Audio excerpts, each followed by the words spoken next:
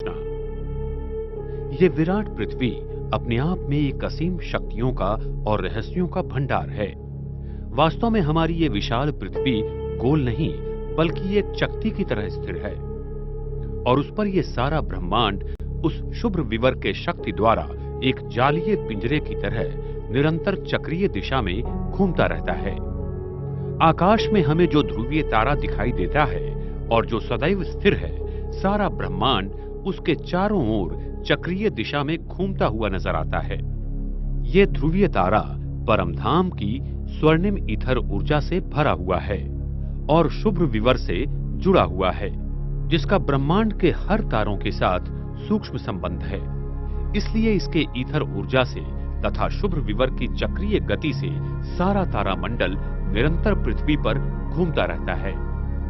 ध्रुवीय तारा के कारण हर तारों को और आकाश गंगाओं को ऊर्जा मिलती रहती है। इस ब्रह्मांड की ये एक अद्भुत सच्चाई और प्रणाली है।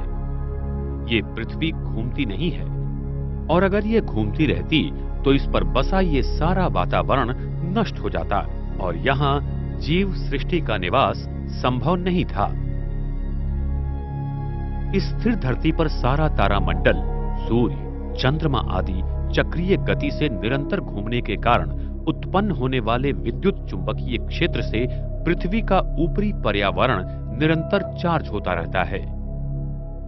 सूर्य और चंद्रमा की प्रकाशीय किरणों की गति चक्रीय होने के कारण वह धरती पर गोल आकार में गिरती है और हमें अवकाश से पृथ्वी गोलाकार नजर आती है।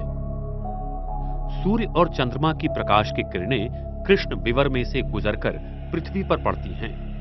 तब वो चक्रीय गति से नीचे की ओर आकर फिर से निर्माण स्थान के लिए जाने की कोशिश करती हैं। उसके कारण हम पृथ्वी पर दिन और रात अनुभव करते हैं तथा सूर्य ग्रहण और चंद्र ग्रहण प्रकाश की इस वक्रीय गति के कारण होता है। जिस जगह पर सूर्य की प्रकाश की किरणें आती हैं वहां दिन, जहां नहीं आती वहां रात हो जाती है। अभी अंतरिक्ष में जो भी यान या उपग्रह चांद या मंगल ग्रहों पर जाने के लिए भेजते हैं, वो पृथ्वी के ऊपर की चक्रीय अवकाशीय संरचना के कारण पृथ्वी के दक्षिण ध्रुव के बाहर के क्षेत्र पर पहुंचते गिर जाते या तो भटक जाते हैं, जो जगह अभी तक खोजी नहीं गई है, क्योंकि अवकाश में जाने के बाद गति कम होने के कारण उस पर पृथ्वी का गुरुत्वीय बल बढ़ जाता है, जिसके कारण यान या उपग्रह की दिशा बदल जाती है और वो चंद्र या मंगल ग्रहों पर जाते ही नहीं हैं। इसीलिए कोई भी यान या उपग्रह चांद या मंगल पर भेजना माना उस देश की संपत्ति और ऊर्जा को नष्ट करने जैसा ही है, क्योंकि पृथ्वी की चक्रीय अवकाशीय संरचना के कारण वहां जाना पूरी तरह से असंभव है। इस धरती पर ही पदार्थों पर त्वरण कार्य करता है। अंतरिक्ष में त्वरण अस्तित्व में नहीं आता है। सभी तारामंडल और ग्रह त्वरण विरहित और वजन रहित हैं और पृथ्वी के ऊपर करीब 36,000 किलोमीटर तक ही त्वरण सूक्ष्म रूप में रहता है। उसके ऊपर त्वरण नहीं रहता है, जिससे सारे उपग्रह चलते रहते हैं। अगर मानव अंतरिक्ष में और ऊपर जाने की कोशिश करता है तो त्वरण समाप्त हो जाता है और अवकाश काल की संरचना में कतरन शुरू हो जाती है, जो अति चक्रीय गति के रूप में है और इसके कारण मानव पर G20 तक के बलों का कार्य चलता है और मानवीय शरीर मुड़कर आ जाता है। पृथ्वी के ऊपर और नीचे बने हुए कृष्ण विवर के कारण पृथ्वी के ऊपर के अवकाश की ऐसी जटिल रचना बनी हुई है। अपोलो और सुएज यान के कई यात्री चांद पर गए ही नहीं, क्योंकि पृथ्वी के ऊपर की अवकाशीय संरचना के कारण मानवीय देह चक्राकार रीति से मुड़कर टूटना शुरू हो जाता है। इसलिए इन यानों के पहले यात्री मर गए और उनके शरीर मुड़कर आ गए थे। गहरे अवकाशीय मिशन सफल होने का दावा करना ये सरासर विज्ञान जगत द्वारा आम जनता को फंसाने जैसा ही है, क्योंकि इन मिशंस में देश की बहुत संपत्ति का अपव्यय होता है।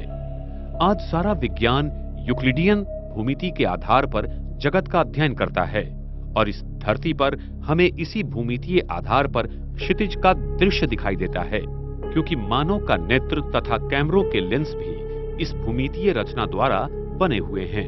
जिस कारण हम क्षितिज के पार की भूमि को देख नहीं पाते हैं। अगर हम गोडल क्षेत्रीय भूमिति के द्वारा बने हुए लेंसों से क्षितिज को देखेंगे तो हमें क्षितिज के पार की भूमि भी दिखाई देगी, क्योंकि ये जगत गोडल मैट्रिक ज्योमेट्री की संरचना द्वारा बना हुआ है। इसी संरचना से सारे ग्रह तथा आकाश गंगाएं अंतरिक्ष में गुरुत्वीय कक्षा रहित घूम रहे हैं। उनमें कोई गुरुत्वीय कक्षा निर्माण नहीं होती है, क्योंकि ये तारामंडल और ग्रह वस्तुमान रहित है, जिनमें गुरुत्वीय बिंदु समान होते हैं और इसके कारण उनके बीच का गुरुत्वीय बल शून्य हो जाता है। ये सारे ग्रह और तारामंडल गोडल विश्व की चक्रीय अवकाश की रचना के सिद्धांत द्वारा चलते रहते हैं और पृथ्वी पर हर दिन पूरा चक्कर लगाते रहते हैं। ये पृथ्वी घूमती नहीं है, इसके बहुत वैज्ञानिक प्रमाण हैं, जैसे कि संदर्भ परिवहन, गुरुत्वीय लहरों का आकलन और अदृश्य पदार्थों की खोज। प्रयोगों के निष्कर्ष में कुछ भी प्रमाण न मिलने के कारण ये सिद्ध होता है कि ये पृथ्वी घूमती नहीं बल्कि स्थिर है और ये आकाश तत्व इसके ऊपर पूरब से पश्चिम दिशा की ओर निरंतर घूमता रहता है।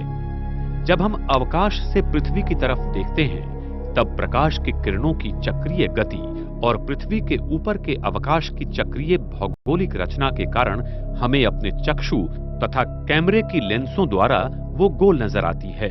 हमारे चक्षु तथा कैमरे के लेंस भी वही वक्र होने के कारण दूर की किरणें हमें गोलाकार नजर आती हैं, जिससे भूमंडल हमें गोलाकार भागों में महसूस होता है। पृथ्वी का चुंबकीय केंद्रीय गाभा इस पृथ्वी का हृदय है। सतयुग के आदि में पृथ्वी के केंद्रीय गाभा में पारा की मात्रा बहुत थी और पारा से गाभा चारों बाजू से पूरी तरह भरा हुआ था। ये पारा ईथर शक्ति को खींचता है और पृथ्वी के केंद्र को चार्ज करता रहता है, जिससे पृथ्वी के चुंबकीय शक्ति का निर्माण होता है। लेकिन जब द्वापर युग आया तब ये पारा बहुत मात्रा में सिलिकॉन में बदल गया और दक्षिण ध्रुव के बाहर की भूमि में फैल गया। अभी पृथ्वी के केंद्रीय गाभा में पारा की जगह सिलिकॉन क्षेत्र भरा हुआ है, जो अर्धचालक है और उसी वजह से पृथ्वी का केंद्रीय गाभा दो भागों में बंट गया है और हमें दो उत्तरीय ध्रुव दिखाई देते हैं। वैज्ञानिकों को ये दो उत्तरीय ध्रुव कैसे बनते हैं, इसका ज्ञान